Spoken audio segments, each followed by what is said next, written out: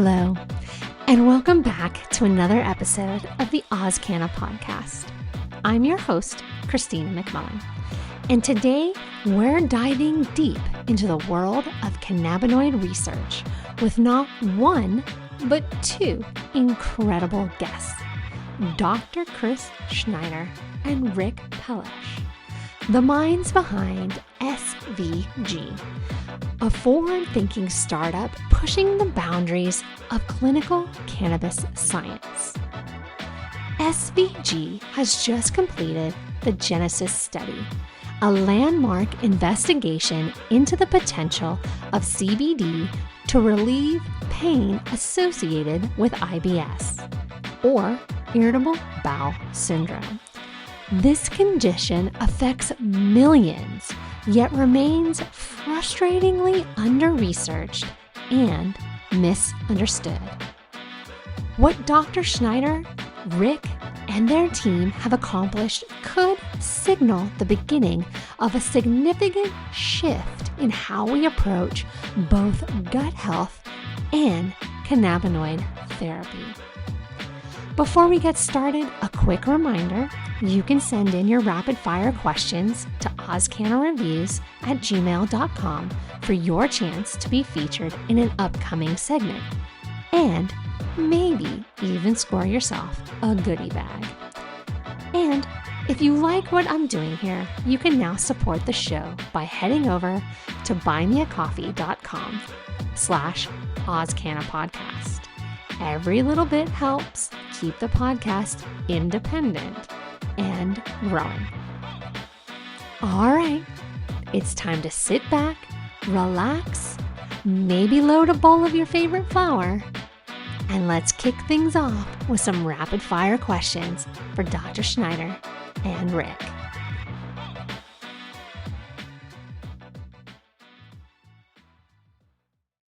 All right, here we go, gentlemen. We'll start with Rick.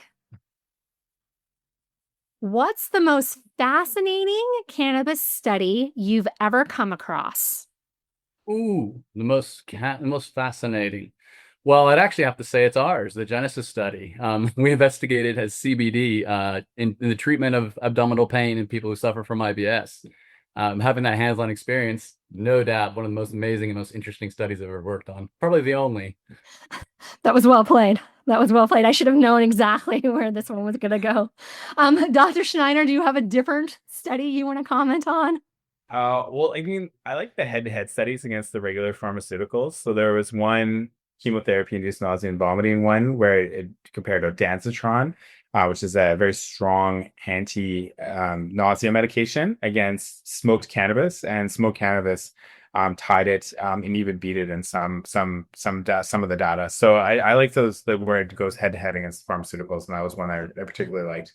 All right. So, Dr. Schneider, do you believe in power naps? I guess personally, no, because I think you have to go through all your stages of sleep. You have to at least a sleep cycle. So I guess I'm I don't know if it's a science, like we're talking about believers. So I guess it's a belief mechanism. I don't know if it's more of a scientific method, but I think there is some value to going through the sleep cycles. But for a lot of people, anecdotally, it works really well for them. So you can't deny it. If they say they feel better after a power nap, then kudos to them. And, I don't discourage them from doing it. I'm the anecdotal guy. I literally average 4 to 5 hours of sleep a night. I don't know why. I just don't really get beyond 5 hours, but maybe a couple times a week. I just need 10 minutes. But if I go past 10 minutes, I get too deep of a sleep. I will zonk out and I wake up disorientated. So it's got to be 10 minutes or less. I love a good power nap, but I'm not a 10-minute or like a 20-minute. I'm like an hour and a half. That's not a power nap. That is a power nap. And no, that's a sleep cycle. Sleep cycle is an hour and a half. So yeah, there you go. I call it a power nap. All right, Rick, what's one underrated health hack? Ooh, underrated health hack. Breathing. And I do mean it in a controlled sense. We teach our children, and I apply to myself all the time. When I start to get those physical feelings of anxiety and stress, probably the best thing you can do, the biggest health hack, is just go for a calm walk while breathing in through your nose for 4 seconds and breathing out for 7. Just a controlled breathing. And I just find that, within minutes, your sweats and all that anxiety just start to chill out. No medicine needed. Yeah. For me, probably and it kind of goes against a lot of things that are said in the mainstream right now is red meat. So everyone is all against red meat, and and it does, if you eat too much, it's a bad thing. But I see a lot of people with iron deficiency, and the thing they have in common all the time is they don't eat much red meat. And red meat's the best way to absorb iron. It's really hard to absorb iron in our diets. And a small amount of red meat every week, I think, is really important. You sound like my husband because I don't eat red meat. And to circle back to needing power naps of an hour and a half, he's always like, you need more red meat in your life and you wouldn't need a power nap. There you go. Okay, so Dr. Schneider, how would you explain your work to a 5-year-old? Touches poop all day. Yeah. It's not probably the best way to say it. I'm a poop doctor. I was gonna say I'm a plumber, but that's maybe even beyond. Yeah, that's more of a middle school. A human plumber. Yeah, human plumber. All right, so that means I'm gonna go, Rick, what's your go-to comfort food? Go-to comfort food. Salad.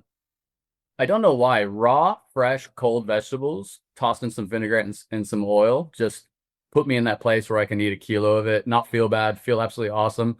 Since I was a kid, I do eat meat, but I don't know why. Salad is what gets me where I need to be.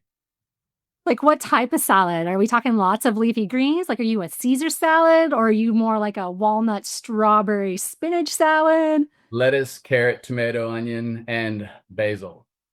Oh, basic. Like, I don't want to be like basic. That's not weird, basic. I just like leafy greens. I find them rehydrating, refreshing, and you just don't get the maca's gut rot after you eat it. Touche. Absolutely. Yeah, I mean, it's not really, it's more like, I don't know if it's more of a snack, I guess. But yeah, just, I find olives. I really like olives. So it's like just the salt and some of it, and the sort of components of it. And I think it's just, the reason I feel comfort is that it just reminds me of some of the trips I've done around the world. And that's sort of the first time I've kind of experienced olives. And so that's, I just always snack on those things. I like it. Dr. Schneider, are you team voice memo? Okay, so you're talking about like in WhatsApp? Do you do a voice memo? No, like, I mean, like when you're just texting, do you text? Or are you one of those people that like literally like launches into a 3-minute explanation in a voice memo and sends it? No, I just text. I find the voice memo was actually pretty annoying. I have voicemail shut off on my phone too. I just don't, I always text. Text is the way to go.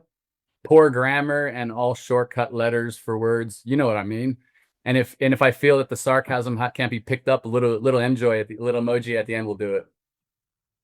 I like it. I hate voice memos. I gotta be honest. I can do like a minute, but beyond a minute, I'm like, nah. I'm out. If I get them, I have to play them at double or triple speed just to get it over with. Dr. Schneider, what's the best concert you've ever been to?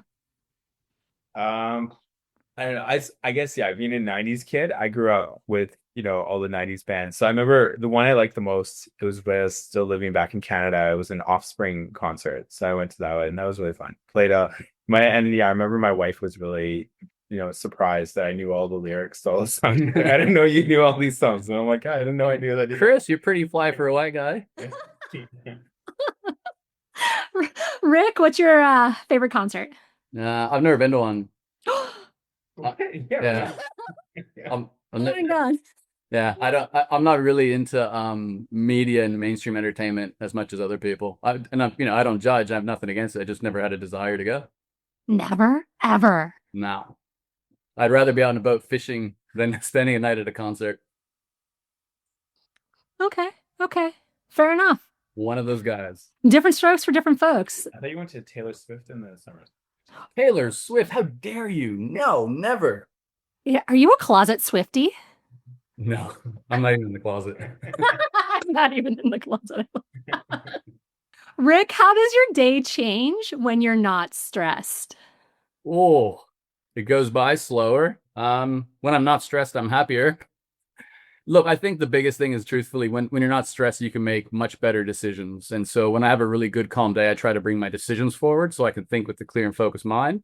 If I do have one of those massive stress out days, I'm probably more likely to write the day off or write off several hours to get out of that state. I don't find being in a stress state productive whatsoever, and attempting work in that state just spells trouble for me. Yeah, I'd probably say the same thing. I can make a lot more clear-minded decisions, and it's stressed out. It's like just not in the right wavelength. Even if I have time, I just can't get in the right wavelength to make, important decisions. Fair enough. I like it.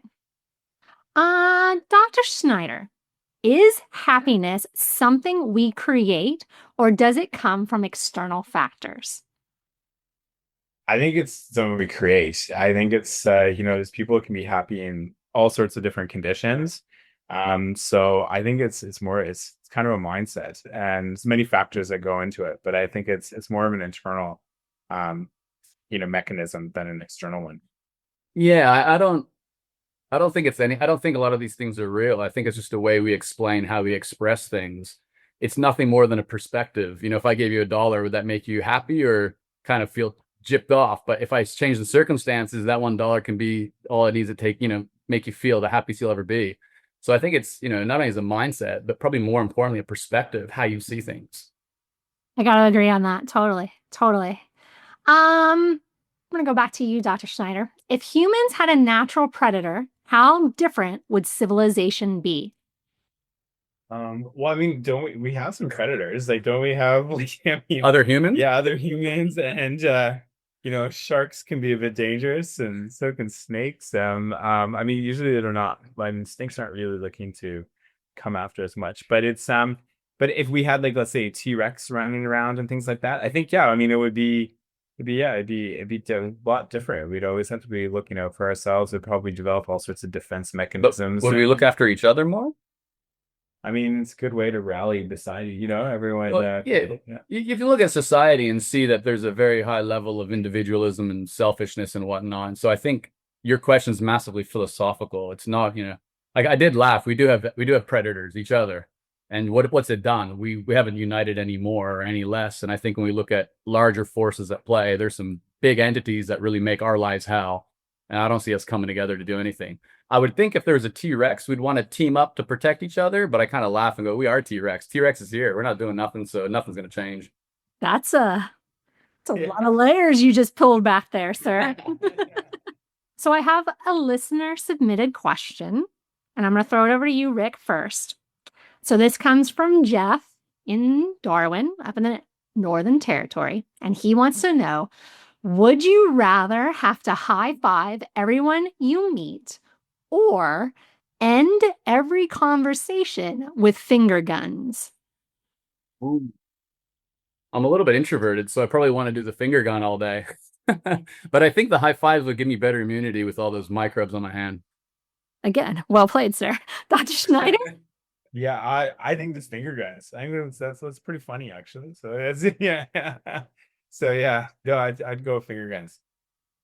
Weird, because I would have gone high five, because I feel like high five, you're like, it's really energetic. You're like, yeah, let's go, high five. You're like pumping people up, whereas finger guns. And then but if you do many high fives, a couple hundred people, you get sweaty armpits, you got to high five them, you want to keep your arms down, Okay, I didn't look at it like that, but okay. Again, so many layers to the question. Dr. Schneider, AI and medical research, game changer or overhyped?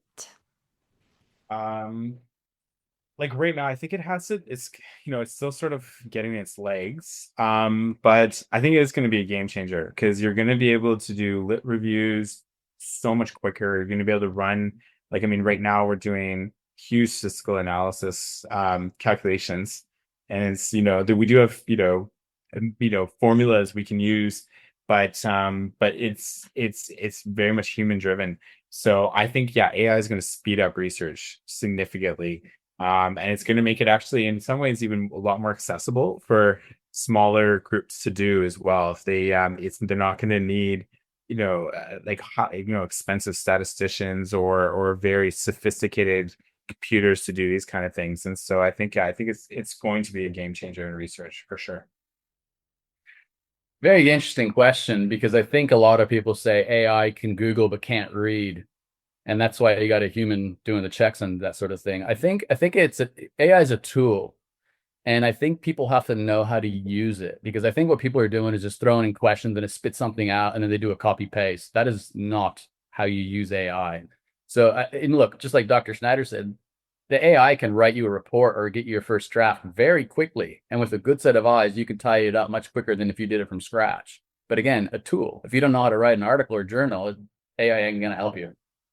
I gotta agree with that. Like in the sense that I'm not gonna lie, I use ChatGPT for when I write my terpene of the months. But if I were just to write in there a prompt, hey, write me a terpene of the month in my style, make sure you hit these parameters and include external links, right? Because I like to reference back to studies.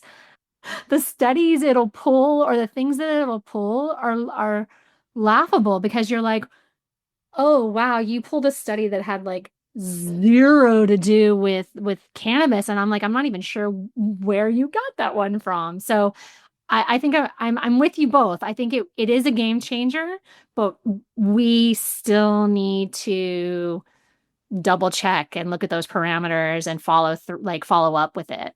Absolutely. All right. So last question. I'm gonna go Dr. Schneider, because you look like you're focused. Ready? What's the weirdest thing you've ever done on autopilot? Um, All right, I'll go first. While you yeah, think. sure, you can go. It only happened not too long ago. I don't know what happened. Sometimes your brain crosses wires. I had a glass of water in my left hand and dish soap in my right. I was supposed to squirt dish soap in the sink and drink the water, but I did the complete opposite. I drank dish soap, but I poured the water in the sink. It's not funny. It happens to everybody, right? It does. It does. I shouldn't laugh. It does. Yeah, daily, right? No, I'm kidding. I don't know about daily, but No, not daily. Yeah, I don't know if it's weird, but it's just silly. I've gone, like, you get used to driving someplace, I've driven, back to my in my old house, after I moved, and I didn't even realize until I got there, and I'm like, wait, what am I doing? Yeah, that's exactly. So, and that was like an hour. I'm like, man, this is foolish, so it was yeah, so there's, that's, yeah, and it was just because I just, picked up my daughter from school, and we were talking, and yeah, I didn't think about it. So it was, yeah, so that was oh my god, oh my god. I realized I gotta be more cognizant of my way I'm doing it sometimes. Did you just say that you picked up your daughter and literally drove an hour on auto? Like, just Laugh, buddy, laugh. I love it though. I love it. That's great. It must have been a great conversation. Yeah, I know, we have great conversations. This is the highlight of my day. She tells me jokes, and it's really, really good. But yeah, but no, you gotta think about what you're doing. Stay focused. I was gonna say, like, I've done that, but like autopilot where I've driven maybe 10, 15 minutes kind of thing. Never an hour. Across Melbourne. Yeah, it was. At least you didn't try entering the house. Yeah. I got there and I'm like, oh, I don't have the keys. Oh, wait. Oh, did mom get a new car? Yeah. Oh my god, that's great. I love it. Oh, like I'm crying a little. That's so great. Oh god, I love it. Oh god. We've all been there. We've all been there. Yeah. Okay. Thank you, gentlemen, very much for playing rapid fire with me. Those were some great answers. Well, you won the giggles for sure. Awesome. That's all we wanted. All right. So for the listeners that don't know anything about you guys, do you mind just giving a brief introduction? Sure. You want to go first? Sure. Yeah, it's so my name's Chris Schneider. I'm a gastroenterologist and hepatologist. I specialize in the digestive tract and the liver and the pancreas. And so I work in the Mornington Peninsula, in Victoria, and I have a clinic where we sort of provide holistic care to our patients. I got involved with Richard Palesh about 4 years ago, and we started looking at some of the needs, especially in the cannabis area, in terms of research. And so we went through a whole bunch of different sort of motions together on these things. And we've over the last 3 years, we completed this trial called the Genesis trial, which is looking at CBD oil, like an isolate oil in the treatment of irritable bowel syndrome. Yeah, in my background, in 2018, I opened up. I was one of the early movers in Australia, primarily in Brisbane. We opened up a medicinal cannabis cultivation and manufacturing facility. We grew several rounds of crops, and then we received some interest from another Australian private company. And in late 2022, we did a merger and acquisition, so our company got absorbed by them. But it was actually 2021, I think, that Dr. Chris and I sort of teamed up because he's got, one set of expertise. I have another. I run businesses, a bit of an entrepreneur background. And so, as you sort of normally do, you learn in business school, what's a successful business? One that works to its resources and abilities. And, Dr. Chris and I were talking and gas bagging, we noticed this is missing, that's missing. Oh, how great would this be? And, we're talking about what's missing, and we're sort of realizing, wait a minute, we sort of hold all those pieces. Maybe we should sort of get involved. And SVG was initially just a company we did a clinical trial with Australian Natural Therapeutics, investigating their product. And we thought nothing of it. We're like, oh, let's just do the study. Let's see if we know what we're doing, if we can even pull it off. Probably with an expectation nothing would have come of it. But since completing the study, when you complete a study like that, you get noticed. And so what's really ramped up for us since there's a conference in Brisbane, a cannabis conference late February this year, just lots of interest for people who now want to do clinical trials in medicinal cannabis. And the biggest issue being there are multiple companies in Australia who can do a clinical trial for you. But number one, the costs, because these are established companies that pay people exuberant fees, they're very, very expensive. And number two, there's a lot of nuances with cannabis research that Dr. Schneider and I were able to sort of identify through our Genesis study. And so we bring on a different set of expertise. So together with the Genesis study, we are SVG. And through there, we're getting a lot of interest and a lot of people wanting to go down that route. I like it. So can you break down what exactly was the Genesis study for us? Sure. I'll give a quick breakdown and Dr. Schneider can add. So essentially what we wanted to do, as we all know, cannabis in Australia is prescribed initially through what was called the Special Access Scheme. And I think the key word here is special. It was a pathway for, kind of off the wall therapeutics for people to be able to try things that weren't approved. The only issue, it became the standardized pathway to cannabis prescription. And I don't know if that's what the regulator wants. I think the regulator sort of always indicated that they wanted people to be doing research and studies on cannabis. And so for us, we started with CBD 100 for a number of reasons. Super low risk profile. The cost is low, and it's just a very easy product to work with. I think once you get into THC, you start to get a few adverse events, and you really have to be able to manage those patients. So this started off as a trial just to see, is there actually any evidence or efficacy within cannabis to treat these things? And I think Dr. Chris can speak to it, but he was treating people with IBS with CBD oil for years prior. So, we have a professional with anecdotal evidence, just some feedback from patients, rolls into a full-blown study. Yeah, exactly. Yeah, no, I think that's definitely the background behind it. It's but yeah, basically it was a study of just over 200 patients, looking at the difference of the CBD 100 formulation versus placebo. So we had a placebo manufactured, and it was a double-blind trial, which means that the researcher as well as the patient didn't know what they were taking. So it was meant to reduce bias. However, I think there's a lot of bias in cannabis trials. People just expect, certain expectations out of it. I could talk about some of the data of like how it really demonstrated there was a lot of bias. Like people, for example, like we had people drop out of the trial and the placebo arm because of hallucinations and nightmares, from placebo. And so I think because it is thought they're taking the real thing, and it was CBD, which not psychoactive, not psychoactive, but thinking that this is the case. So a lot of things, and so it's basically looking at how people responded to the CBD versus placebo for people that had irritable bowel syndrome, which is it's just a very major disease in Australia. About 30% of Australians have IBS, and it can range from very mild symptoms to quite severe, debilitating symptoms for some patients. Just to circle back on what you were just saying there, I did catch your presentation there at the United in Compassion conference there at the end of February in Brisbane.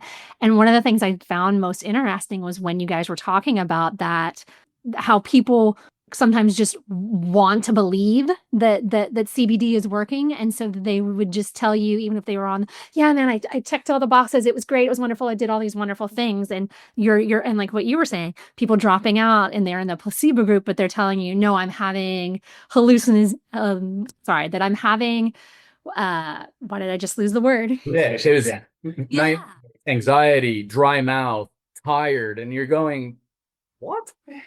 Yeah, I was gonna say talk because I found that really interesting because yeah, the more I thought, like after you guys said it, the more I thought about it, I was like, oh my God, yeah, we do. On some level, we want this to work so badly that that placebo effect is strong. It is, and I think probably the kicker for the placebo response was we did CBD, and for those who don't know, CBD is non-psychoactive, and you could take quite a bit of it and not know. But we started looking into THC studies, and then we found placebo responses. And we're like, Dr. Chris and I were like, let's do a THC study because we'll kind of maybe potentially eliminate this placebo effect, or people will know.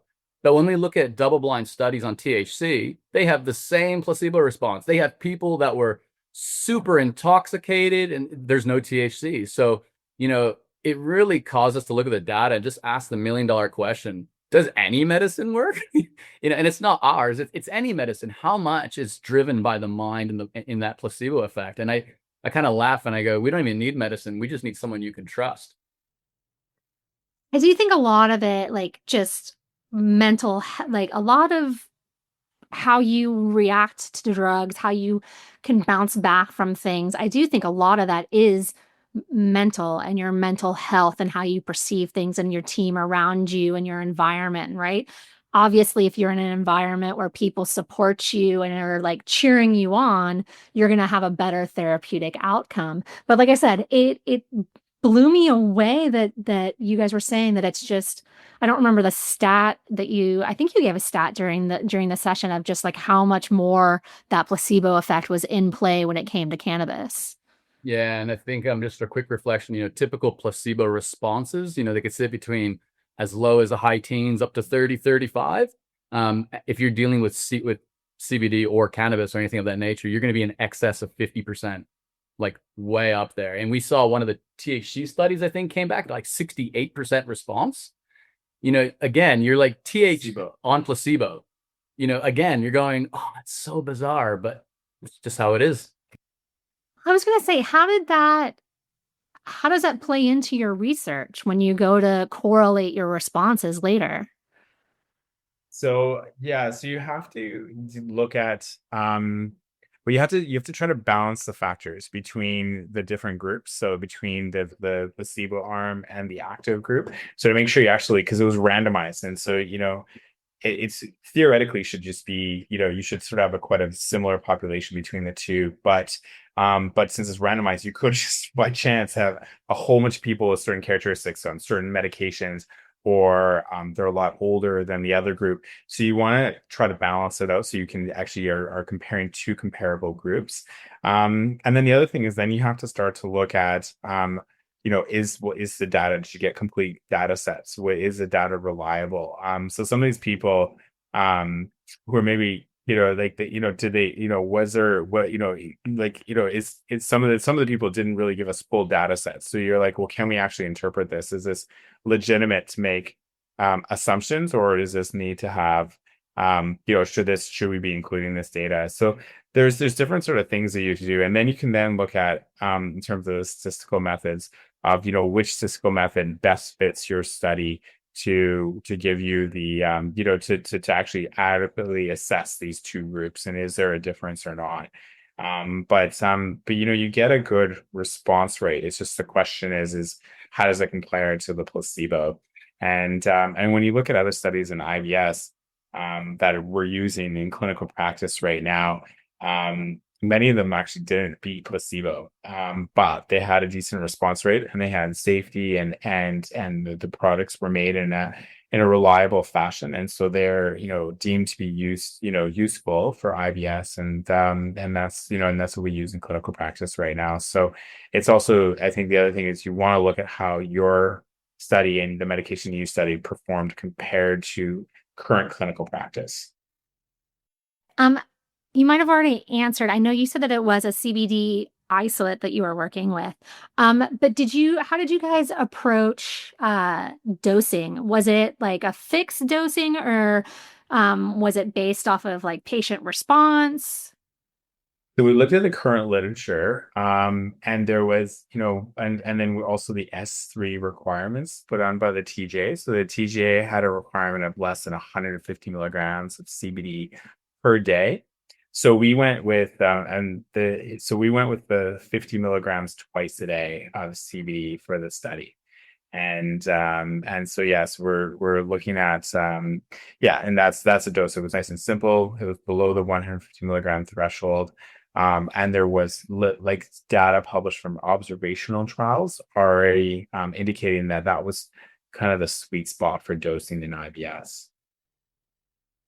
What were some of the biggest hurdles that you guys faced during the study? Recruitment by far. Like, oh man, we thought recruitment would be a piece of cake. The IBS population is huge. I think 1 in 5, just as a super quick stat. But recruiting for a clinical trial is not easy. And we were very confident. And I think we wasted probably the first 8 months. In the first 8 months, we had like 15, 20 people through. And it just, we were spending money here, spending money there, advertising. It's like, this is not going to happen. We're not even going to finish the study. We look like such schmucks. We can't even get the study done. And I used to own a restaurant, and it was part of a shopping center. I remember every time I go to the bathroom, you'd stand there and it'd be like, what color is your urine? I'm like, oh, how invasive. And it just hit me. I'm like, this thing's right there. And so we decided to put an A4 flyer in the toilets in the airports. And so the greatest challenge was recruitment. But once we sort of understood how to find these people, we finished a study of them in months later. It just came in so quick. Surprisingly, the regulators were not a challenge. I think I'm surprised at how supportive, the HREC people are, the regulators, and all these types of things. You got questions like, I thought you contacted TGA, they won't talk to you for a month, but we would get responses fairly quickly, fairly reasonably, and everyone's really supportive. So I think from the regulatory perspective side, it could seem like there'll be challenges, and the challenges are just simply if you didn't do something correctly, because they can't approve things that don't make sense. But the actual challenge of the study was recruitment. I gotta say, I saw those recruitment signs in the bathroom at the airport. Lots of people do. I saw them. Nice. Like, that is money well spent, gentlemen. Well spent there. You should do a poll and ask your listeners how many saw the ad. Seriously, drop in the comments. Did you see it? It was like, I giggled when I saw it because I was like, oh man, this is the perfect place for this. It is a captive audience. It's like I said, well played. It's interesting that you're talking about regulatory roadblocks and how there really kind of weren't any, that they seemed, as long as you guys were in communication with them, that they were happy to communicate back. Yeah, at the end of the day, the regulators want to see this stuff done correctly. And, everything's on the basis of you're doing what you said you'll do, and what you're saying you do complies. I work in medicinal cannabis, so every action I do has a set of regulations. And so when you work within management levels or senior levels, you have to know that's part of your job. Entering clinical trials was no different. It's just, I have to read a lot more. There's the ICH guidelines, and, the level of language is far more difficult. But, it's a supportive space in a very strange way. And the ultimate litmus test is that, like, when we ran our study, we had a third-party auditor that would come in every 1 to 2 months and audit everything. So, if people want to do a study without any support, you could find yourself in a bit of trouble and some potential issues. But having a monitor there, an auditor that would tell us what to do along the entire way, was the greatest support. The highest cost to the study, but they were just the best support to keep us in line and to go off without any problems. I was going to say, cost-wise, since cannabinoid research is still very much evolving, was it difficult to kind of get approval or funding for the study? The approval, no, because it was the low-dose CBD, and the ethics committee was really, appreciative of that, especially with the TGA S3 opportunity. the TJ is kind of doing a call out. So HREC would be supportive of that. And what was the other question? The funding? The funding, yeah. Always a challenge getting funding, but I think if you put forward a case, people believe in you. And a lot of our funding requirements are sort of structured from milestones. So, you want the funding to continue, you got to hit your milestones. So I think as long as things are structured right, you can have some legitimate funding arrangements. But overall, yes, we went to how many companies? Well, yeah, 3 or 4 companies before. Let's be honest, it's actually not a lot. 3 or 4, they were all quite interested, but nobody really took it up till we got to ANTG, and they're like, yeah, let's do it. So yeah, it worked out quite well. Do you see any like issues being able to translate some of the research into like real world like treatment options?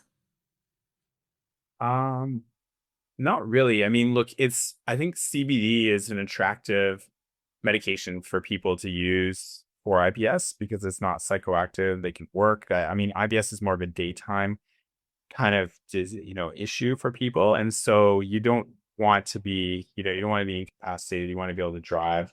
So I think it was already it's I mean, at least in my practice, I was already using it, and so look, if this study basically just validates or is validating what is done in clinical practice, from a sort of from an observational trial point of view. And so it's so no, I think it's very applicable to real life and to clinical practice. Are you guys kind of hoping that the results will open the door for like further research on CBD and gut health? Yeah, we did our stats. When you do stats, you look at it from a number of angles. There's the question, what was the average reduction of the active, average reduction of placebo? But then you can also look at how much more did active reduce overall than placebo. So it takes, stabilizing these numbers. When we started reviewing our data, we found so many interesting things because we did a number of secondary measures as well. We did quality of life, sleep, and I'll talk about sleep. I found it very interesting that there were several sleep studies that were done in Australia, and they're sort of talking about how they didn't beat the placebo and they didn't really have strong scores. Our sleep scores are very impressive. And we were always wondering, why did we do good on sleep and they didn't? And I think it goes back to that expectancy bias, like when we're telling people you're taking CBD for IBS pain, that's their focus. And then when they start doing all these questionnaires, they start to get annoyed. Oh, I don't want to do this questionnaire. And the last one is sleep. I don't think they think that much. They have this more objective review because they want to get this done quick, right? How do I feel? 5. Okay, done. But that's more of a genuine response where if I said, what's your abdominal pain? And the individual sits there and thinks for 20 minutes. It was, I think, see, that thinking is that placebo because they're starting to subconsciously think, what is the medicine doing rather than how do I objectively feel? Questionnaire 5, you get an answer. I'm done. I want to go home. The problem is if I said to you, how do you feel right now on a scale of 0 to 10 for sleep? You would know off the bat, I'm feeling 7, feeling 8. In those quick responses are what we need. And we always wanted to do a study where we told them that they're taking something else just to get rid of expectancy bias, but that's not ethical. So these are little nuances and challenges people got to think about how to get over. It's so, yeah, again, it's so true. Those little nuances. Were there any specific aspects of CBD's effects on IBS that you want to like examine next? Yeah, I mean, look, I think it's like because our primary outcome was how it affected the overall IBS symptoms. So we used this validated questionnaire called the IBS Symptom Severity Score, or it's the IBS triple S, people call it. And there's and so I think that one is, I think that's pretty well defined in our study of where it affects it. But I think where the sort of just leading from your last question as well, it's like where there were interesting, I guess you could say that, interesting data points on sleep and anxiety as well as quality of life. And I think those were part of our secondary outcomes. And I think those would be interesting areas to study further and look at it in more detail.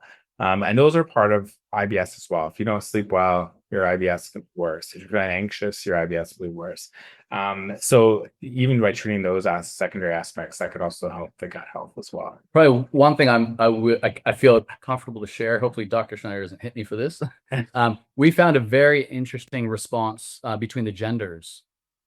one gender did different to another. And we think that that may be something worth investigating at a later time.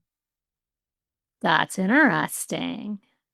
I And wish you could expand more on it. don't think I wish. But Dr. Schneider wound his fist up, so I'm going to stop there.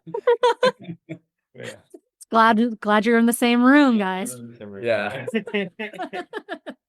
Um, I just saw that arm come up. And I'm like, oh, please don't hit me. He's like, don't. I'm like, okay, cool. he gave you a little side eye. He was like, "Oh, where's he going with this?" Yeah. Keep me accountable. Do you guys plan to expand your research into other cannabinoids like CBG or CBN? I mean, we'd love to. I think that's the very interesting areas, and massively under researched areas. But yeah, right now we're looking at projects in chronic pain, in nausea, pelvic pain, and endometriosis for women. But I think, and those are kind of using the traditional cannabinoids. So we're looking at in those studies. But I know I'd love to do a CBN study, CBG. or CBG. Those would be really, those would be very interesting studies. So look, I think just shows there's endless amount of research. And we're just, it doesn't have to be like, I mean, we're just we're one group, or we're hoping other people will add to the literature and add to this area, because If not, we can do it all. We don't we can mind. go. It's I mean, I know a lot of people use it and they find effects, but it's like the big issue is especially in Australia, where it's reserved currently only as medical. It's not going to become part of mainstream medicine until there's evidence behind it, enough evidence to convince doctors that this is the right thing to prescribe.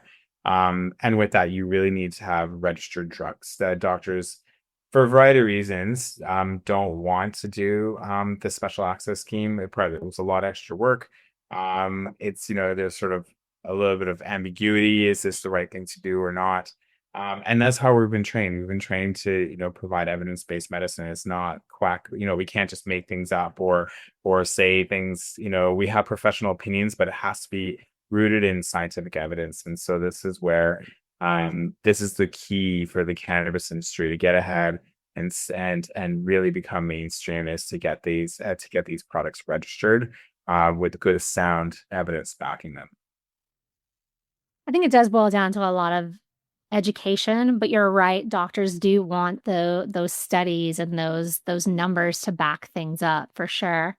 In an ideal world, with unlimited resources, what would be like your next phase for your research? Like, what would it look like? I think the big one that just is chronic pain. We have to get a registered product for chronic pain. That's my view. It's the biggest reason why it's prescribed. Cannabis is prescribed in Australia and around the world for medical purposes, and I think that's and I think the alternatives, like the other medications, a lot of them do have quite a few side effects and are quite dangerous. And so I think that's the big one. And but it's a harder to do study, and I don't know, like we're gonna go for it. Likely it's we can't say too much, I guess, but I'm surprised no one's done a registration level quality study yet for chronic pain. It's because it's just such a big indication. It's hard because I think, we're in this space. And so people go, oh, you're going to do psychedelics, mushrooms, and MDMA and stuff. And it's really hard because, I'm aware of what those substances are and how they affect the mind and all that sort of stuff. But as a researcher, that's kind of not where I think we'll end up for some time, if at all. I don't know why. I kind of feel that when it comes to medicines for our current society, like where Dr. Schneider saying pain and stress and anxiety, those substances, MDMA and mushrooms, have a place, but the treatment's much different. It's, you don't just take a pill and go to work at all, and I think this is where cannabis has the advantage, because if we can understand minor cannabinoids that are non-intoxicating, we can have minors or CBD for day use and THC for night use. Cannabis itself can do a lot of what these other things do. And I think the psychedelics are great in psycho-assisted therapy sessions. I think a lot of people, it's one thing to take those substances yourself and work through your own mind yourself. It's another thing to do it with somebody. And again, therapy and treatments are two different things. Having that moment and being able to take it on the go are two different opportunities. And I think we'll probably stay in cannabis for some time. That's just kind of how I see things. Even with unlimited money, I think there's plenty of registrations available in cannabis. How do you, like what you're saying, many patients self-medicate at home, and it's way easier to self-medicate with CBD and as opposed to mushrooms, that's for sure. Definitely.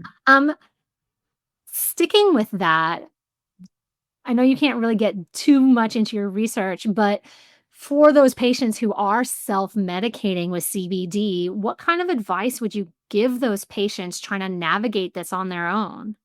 Take it with meals. Yeah. Yeah. It's So number one, take it with meals to increase bioavailability. Number two, well, you mentioned self-medicating, so it bears the question, do they know the dose of their product? Because if you know the dose, do your own dosing. And the hardest thing is, what's an effective CBD dose? 100 milligrams may have one effect. We heard at UIC, there were some people who did studies saying CBD doesn't have an effect until it's 800 milligrams. Well, I think from what we've learned and what we know, I can confidently say 150, 100, 150 milligrams of CBD a day, daily, will just have a positive impact on your life. I know it's a low dose, but it'll have a positive impact over quality of life. It'll slowly reduce anxiety and just slowly calm you down. So I think CBD on a daily use basis is great just to bring homeostasis or calm to your body over time. Over time, I think is the big key there, right? Like, Yeah. it's not a drop, done. Your anxiety didn't come from one event. Your anxiety is all your trauma built up into one. So now you have to, in the same level of treatment, undo it through multiple drops of cannabis oil. Actually, a really good analogy. Really good analogy when you put it like that. Yeah. I think the other thing with people is self-medicating is just also looking at their product as well to see if it's, if it's a safe product to use, especially if they're getting it, not through the prescription pathway. I think that's an important one. I mean, I've seen all sorts of things like patients bring in medications where it's, they said like it's 1,000 milligrams per milliliter, and they got it for $30. And I'm like, how did they, I don't, that's, I think that's, I'm not involved in the manufacturing or the costings, but I'm like, I think that's probably impossible. And so what is actually in there, if you can't trust what's on the label. So I think those are some of the, so there could be harm, or just even people's wasting their money, doing those kind of things. So, I mean, it's, yeah, so I think just being careful, whether it's with THC or a CBD containing product, at what they're actually taking, and are they doing, more harm than good? And it's, I think, while things are still, still sort of unknown, I think if they could get advice, from friends, or, especially, if there's a doctor they know that is competent in that area, I think that I would encourage them to do that, because that would be, then they could just sort of talk about different nuances, making sure they're on the right chemo bar, and they're not doing anything that's unsafe. Solid advice. Again, I feel like CBD is one of those things that, yes, we start low and we go slow, but you can have a little bit more confidence when you're dosing yourself with CBD, because like you're saying, it's not psychoactive. And honestly, like, I'm somebody that believes that everybody would benefit from a little bit of CBD in their life, honestly. Yeah. I do like the self-dosing component of cannabis, because I think there's an element where individuals need different doses on a daily basis. Like some people go to alcohol. If they have a really tough day, they'll drink a whole bottle. It just to end their misery, get the day done, and move on. But cannabis, you can have a bit more to knock you out. At the same time, if you're having a cracker day, there's been multiple times where I think to myself, I don't need to medicate. I don't need it. I don't need it for a day. I don't need it for 2 days. I don't need it right now. And I think this is where you need to be. You need to be in a stage where you can not medicate if you don't have to. And I think the problem is, a lot of new people are so excited by it. They just want this permanent state of mind at all times, but it then has a role and an impact. And, the idea I can take a little bit more, a little bit less, and not fear, where we look at opiates, if I take one pill and I need a little bit more, let's be honest, that one pill at 100 or 200 milligrams will end my life already. So I like to look at cannabis, because I think if my friend took some, or somebody took some accidental ingestion, we're going to be a lot more calm than if that happened with an opiate. I think the only thing that is wildly unpredictable about cannabis is edibles, Yeah. which I mean that's a little tangent we can go on in the sense that everybody absorbs edibles differently and what works for you doesn't necessarily work for somebody else. And there are people who can take, 2 milligrams and are happy days, and there are other people out there that need 10 times that before their happy days. And so, yeah, I think the only wild card, if you will, in my opinion, when it comes to medicating with cannabis is edibles. It is. And the worst part being, hour and a half onset, the amount of people that 20 minutes later dose up, 30 minutes later dose up, it's like you're in serious trouble. And I think I've been reading some articles lately. They said that it's actually overdosing on edibles that's causing a majority of the psychosis problems, not flower. And this is the thing. I have experienced that a long time ago where, you don't know what that probably weighs 3 grams, 3 to 20, good enough. You make 4 brownies, 2 people eat them, I'll eat the other two, it's just a combination. It's a mathematical equation of really, really bad math. You're sitting on, a few thousand milligrams. You have no idea. You eat it. Yeah, you're going to be in a position where psychosis is right around the corner, especially on new users. Oh man, I agree with that. I agree with that so much in the sense that thinking back to my younger days and experimenting with edibles and, making brownies for other people and this and that. I've discussed it on other shows. I'm somebody that suffers from the first pass effect. Edibles, man. I've never met an edible that worked for me, really, to be honest. Like, I remember back in university making brownies for friends, and, they're just laughing their asses off. And I'm literally like scraping the pan, going, I'll catch up, and thinking to myself, dude, we're all eating the same fucking brown. Like, what the hell, right? And it wasn't until I discovered nano emulsions that I was really able to like dial into this is my cruisy dose.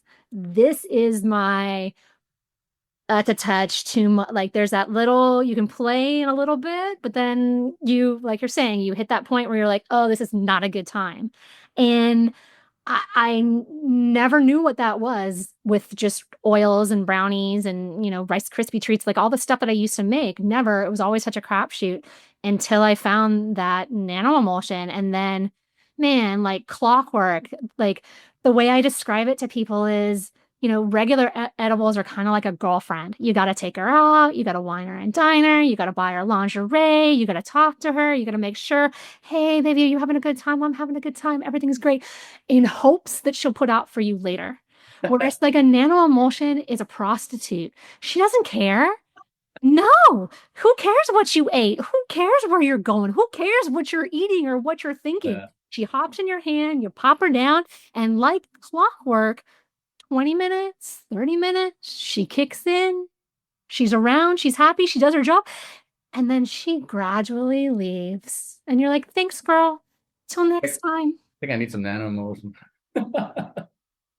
I honestly don't understand why it's such a brave new world in cannabis, in the sense that like it's been around for decades in the beauty industry. Like when you come to like lotions for your face and eye gels and that's a lot of that is nano emulsion technology. It's tiny little particles so that delicate skin around my eyes will absorb it more. So I honestly don't understand why we don't mitigate some of those variables when it comes to oils and investigate nano emulsions.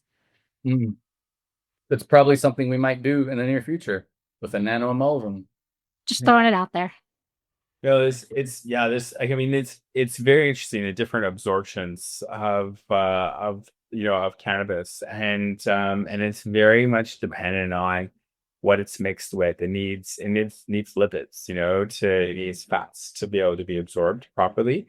And it's really just absorbed, except for, there's one company like ECS that has this Vesisorb technology that it can be absorbed through the stomach. But besides the Vesisorb, everything else is absorbed through the small bowel. So it has to get all the way down there, has to mix in with fats, and then get co-transported in to the bloodstream. So even wafers don't get absorbed through the underneath the tongue. That's what they're you're sort of marketed to do, but the person just ends up swallowing it and it goes all the way down. So it works the same as an oil. It's absorbed the same pathway as an oil.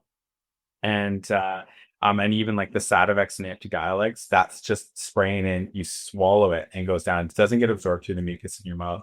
So yeah, I think that's another frontier is absorption technologies. And yeah, nanoemulsions, is another, I think an area that you want to validate and understand how it gets absorbed. And I think for things like, oils are too slow. Like they're just people don't, if you're in pain or you have an anxiety or a panic attack, do you really want to wait 45 minutes to an hour and a half before it kicks in? And the chances of overdosing is so much higher because people don't feel it and they take more. So it's not as safe. It's way better to have that can be absorbed more predictably and a lot quicker, especially for conditions like pain and anxiety. I 100% agree with that in the sense that I think my biggest frustration when I first started doing oils is that, like what you're saying, when I take that oil, I need it to work, maybe not right then, but I need it to work within a 15-20 minute window. I don't need this oil to kick in 2 hours later when I'm at a parent teacher conference trying to have a conversation about my teenager, right? Like, I've missed my window for my therapeutic Mhm. dosing, if you will. Yeah, absolutely. Absolutely. So no, I agree. It's no, I think that's, what you're describing is what I think a lot of people go through is different ways. And it all comes down to how their digestive tract absorbs the medication. I mean, I'm weird in the sense that, like, I need 2 different doses. If I have the nano emulsion and I put it into water and I mix it with water and I have it with, like, I'll drop an electrolyte in it and I'll drink it, that is a faster onset for me with less THC than Yeah. if I mix it into a yogurt and I eat it. Hmm. And I'm like, how is that really different other than one's kind of a liquid and one's, I guess I'm eating more because it's in a yogurt? I don't even know. I drive myself insane. Yeah, I mean the scientific answer for that would be just that like an emulsion's already mixed with lipids. That's why you're getting absorbed. So if you put it with water, water empties out of the stomach way faster than yogurt. Yogurt empties from the stomach very slowly. So you get to the small bowel a lot quicker. And with the water method that you're describing, than with yogurt. That's so fucking obvious. Free consulting advice. No charge. Thank you very much, gentlemen. I'm going to stop using the yogurt and just go back to water. I don't even know. Like, as soon as you said it, I was like, huh, yeah, Oops. no, Yeah, it makes sense. obvious, obvious. Um, in your opinion, which cannabinoid would be the most underrated in terms of therapeutic potential? Because we've talked a lot about CBD, but I'm a fan of THC. I'm sorry, I'm a fan of THC. I think it has the most therapeutic. You think it's underrated though? I think I do a little bit, and the reason being is because I think I'm only saying this as a disclaimer. Like, there's a lot of attention now going on minors, and I think people are starting to focus the research on CBN and CBG. And I kind of stop when I go, "Hey, we haven't really finished with THC yet. Heck, we didn't even start with THC. There's no registered product." So I think THC is the most known, but I think it's a little bit underrated because I kind of feel like there's already pushing on like, all right, let's go from THC, let's move on. I think that you look at the US, they're doing THCO from Delta 8. It's kind of like, why'd you move on from Delta 9? What's wrong with THC Delta 9? And I think this is, Australia is falling a little bit by going just really strong focus on minors. And so it's kind of like, oh, until we register THC, I think there's a lot of opportunity here. I think the States is doing a lot of that shady Delta 8 other stuff because they're trying to work around They're doing snortable THC crystals. Like, yeah, sink our industry, thanks. Yeah, I've seen some stuff from friends in Texas that I'm like, man, not that Yeah. I'm condoning like driving to a state and then driving back to your state because that's a felony because you're crossing like federal lines. But man, like, why are you buying that shit? Like, oh, yeah. I don't understand it. Um, Last thing I kind of want to talk about here with research. How important is it for patient reported data for guiding future research? Because like you were saying, recruitment was an issue for you guys. How do we get the word out so more people want to participate in these studies? Because patient reported data it's going to guide how we do future research. So how do we encourage people to participate? Yeah, I mean, look, there's a few apps, that I've seen, we've all seen that have been developed, to sort of people can track how they're feeling and, in different, websites where people review the medications and stuff. So I think those are all very helpful to designing a research project. So I think it's just, I think cannabis industry is, a lot better than this, or just cannabis users are a lot better than this than I think most areas of society, but they're good at, really, people are really good at sharing their experiences, their what their ways of taking cannabis and preparing it and applying it to themselves. And it's, it's really kind of a nice collective of information sharing and helpfulness. So I think as long as we, as long as, it doesn't get too diluted out and there's sort of, very reliable and consistent places people can go and access that data, that'll help groups like ours define what are the major research questions and where there is potentially a role for cannabinoids in the treatment of different conditions. So I think I just encourage people to keep sharing their experiences and writing about it, and documenting it and sharing it, either through a different, whatever platform is the most appropriate to them in their circumstance. And if you want to do one of our studies, just go take a shit at Brisbane Airport and find our latest ad on the stall. I feel like that's a great way to end the podcast, gentlemen. Go take a shit at Brisbane Airport. There you will find our contact details. There you go. I like to end every episode with a little call to action or a nugget of information. Is there anything that you gentlemen would like to leave the listeners with other than do your business in the Brisbane Airport and reach out so you can be part of a study? Oh, you ask these questions. I wish I had a little bit of time to think so I can say something clever, but I think just spur on the fly. I guess for those who have negative perception of cannabis, and somebody asked me why into research, I said, I have to. My mother-in-law thinks I'm doing drugs and I'm proving to her it's not, it's medicine. So I think there's a level where, stigma still exists massively. And, the call to action is just read the research. I know people were burning throughout all history and they're all bad people doing the wrong thing. But maybe if the research is there, they can kind of have a glimpse and go, oh, gee, it actually does something. In the ancient times, women use it for period pain, like all day, every day. It's all they ever used. They would smoke weed. And you sit there and go, wait, that's what they did thousands of years ago? Yeah. So why are we so against it? Look, and this is the thing, our minds have been changed, convinced, brainwashed, call it what you will, by large organizations that want us to get something else. And I think this is why stigma exists. It has nothing to do with the bad that comes from it, but rather the perception of something else is better. Well said.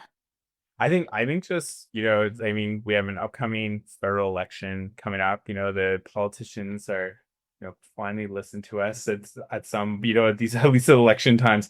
So I think just, there's a lot of issues that are really important that, Australia should be targeting, but but I think in terms of the cannabis side, I think just, we're, voicing their views of creating a better framework for cannabis users, better defined and more reasonable driving laws in Australia. And helping create an industry in Australia that can help not only Australians but help people around the world. And so I think working with the government and encouraging the government, because I think the reason we got here in the first place, that there's even access as an unregistered drug, is because of patient advocacy. And that's I think that has to continue on, because we're still not where we need to be. I like it both. Those were both great nuggets of information, calls to action. I love it, gentlemen. Thank you so much for taking time out of your afternoon to sit here and talk to me. I greatly appreciate it. Thank you. Thanks for having us. Yeah, thank you.